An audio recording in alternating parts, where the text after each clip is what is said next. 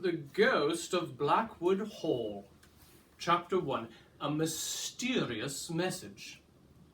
If I ever try to solve a mystery with a ghost in it, I'll use a smart cat to help me, Nancy Drew remarked laughingly. Cats aren't afraid of ghosts.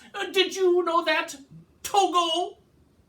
Laying aside the book of exciting ghost stories which she had been reading, the slim, Titian-haired girl reached down to pat Togo, her fox terrier. But as if startled or annoyed by her words, he scrambled up and began to bark. "Quiet, Togo!" ordered Hannah Gruen, the family housekeeper, from the living room archway. "What's wrong with you?" But Togo, hearing the sound of a car door slamming, braced his legs, cocked his head, and barked more excitedly than ever. An automobile had stopped in front of the house, and a middle-aged man was hurrying up the walk. "It's Mr. Freeman, the jeweler," Nancy said in surprise. A moment later, the doorbell rang sharply, and Nancy hastened to open the door. "I can't stay long," Mr. Freeman said, speaking rapidly. "I shouldn't have left that jewelry store to come here, but it's important." "But Dad isn't home, Mr. Freeman." "I came to see you, Nancy. I want you to help an old customer and friend." The jeweler indicated the parked car. "Mrs. Putney is out there waiting. I tried to get her to talk to the police, but she refused. She won't even tell me all of the details of the theft. Says there's a good reason why she must keep the matter to herself." By now, Nancy's curiosity was aroused. "Please bring Mrs. Putney in," she said. "If there is some way that I can help her, I certainly will. But if she is unwilling to talk, she'll tell you everything," the jeweler advised in a low voice. "You see, you're a girl."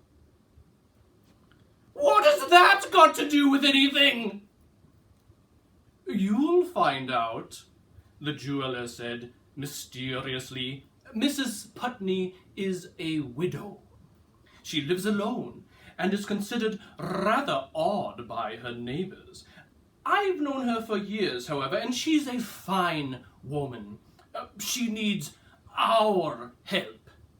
Before Nancy could ask why she needed help, he ran back to his car. After a brief conversation, the woman emerged and the jeweler led her up the walk to the house. "This is Mrs. Henry Putney, Nancy," Mr. Freeman introduced her, adding, "Nancy Drew is the best amateur detective in River Heights." From her father, Carson Drew, an outstanding criminal lawyer, Nancy had inherited both courage and keen intelligence. The first case Nancy had worked on with her father was The Secret of the Old Clock. Recently, she had solved the mystery of the Double Jinx. Although only 18 years old, Nancy's ability was so well known that anyone in River Heights who was in trouble was likely to seek her assistance. Stepping aside so that the caller might enter the living room, Nancy studied Mrs. Putney curiously. She was a woman well past middle age, and the black of her smartly cut dress accentuated the thinness of her body. Her expression was sad, and in the faded eyes there was a faraway look, which made Nancy vaguely uneasy. Mrs. Gruen greeted the newcomers, chatted a few moments, then tactfully withdrew. Nancy waited eagerly for the callers to reveal the purpose of their visit. "I shouldn't have come," Mrs. Putney said, nervously twisting a handkerchief. No one can help me, I'm sure of it." "Well, Nancy Drew can help," the jeweler declared. Then from a deep pocket of his coat, he withdrew a leather case, which bore traces of dried mud. He opened the case and displayed a sizable collection of rings and necklaces and pins. He held up a string of pearls to examine. "Clever imitations, everyone," announced the jeweler. "When Mrs. Putney brought them to me to be cleaned, I advised her to go at once to the police." "Well, I can't do that," Mrs. Putney replied. "There must be no publicity." "Suppose you tell me everything," Nancy suggested. "You promise never to reveal what I am about to tell you?" her visitor asked anxiously. "Well, of course, if that is your wish." Mrs. Putney looked at the jeweler. "I cannot speak in your presence," she said haltingly. "I was warned never to tell any man or woman of this matter." "Well, that's why I brought you a girl detective," the jeweler said quickly, directing a significant glance at Nancy. "You'll be breaking no confidence in telling Nancy everything. And now I must be getting back to my store." Bidding them goodbye, he left the two together. Satisfied, Mrs. Putney began her story. "I'm all alone now. My husband died a few months ago," she revealed. "Since then I have had strange premonitions. Shortly after my husband passed away, I had an overpowering feeling that the house was to be robbed." "And it was?" inquired Nancy. "No. But I did a very foolish thing. I gathered up all of the family jewels, and I put the collection into this leather case, and I buried it." "Somewhere on your grounds?" "No. In a secluded clearing off in the woods about 10 miles from here." Nancy was amazed that a woman of Mrs. Putney's apparent intelligence should commit such a foolish act. However, she remained silent. "I decided I'd been unwise, so this morning I went there and dug up the leather case," Mrs. Putney continued. "Then I took the collection to Mr. Freeman to have the pieces cleaned. The moment he saw them, he said that they were fake." "Someone stole the real jewelry?" "Yes, and they substituted these copies. I prized my husband's ring above all. It breaks my heart to lose that." "This is a case for the police," Nancy began, only to have Mrs. Putney cut her short.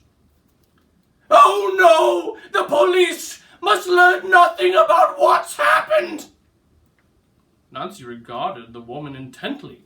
"Why are you so opposed to talking to anyone except me?" she asked. "Well, I'm afraid if I call in the police, there will be a lot of publicity." "Is that your real reason, Mrs. Putney?" Nancy was certain that the widow was deliberately withholding the truth. If I am to help you, I must know everything. After a pause, Mrs. Putney, speaking in a whisper, said, "One night, several weeks ago, my dear husband's spirit came to me. I awoke, or I thought I did, and heard a far-off voice. I'm sure it was Henry's. He instructed me to bury the jewels in a place which he described in minute detail, and warned me never to reveal to any man or woman that he had told me to do it. Otherwise he would never permit me to hear from him again." "But you didn't say anything about not telling a girl?" Nancy asked. "No. That is why I risked coming to you.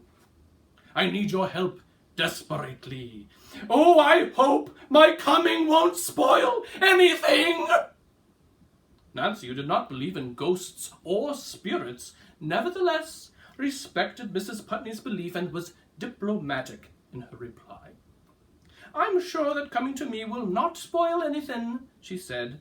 "You must have been robbed by someone who saw you hiding your jewelry and who knew its value." "But I told no one about my plan." "I'd like to see the place where you buried that leather case. Why don't we drive out there now in my car?" "If you like," the widow agreed half-heartedly. Nancy explained to Mrs. Gruen that she would be gone for an hour or so. Nancy's mother was not living.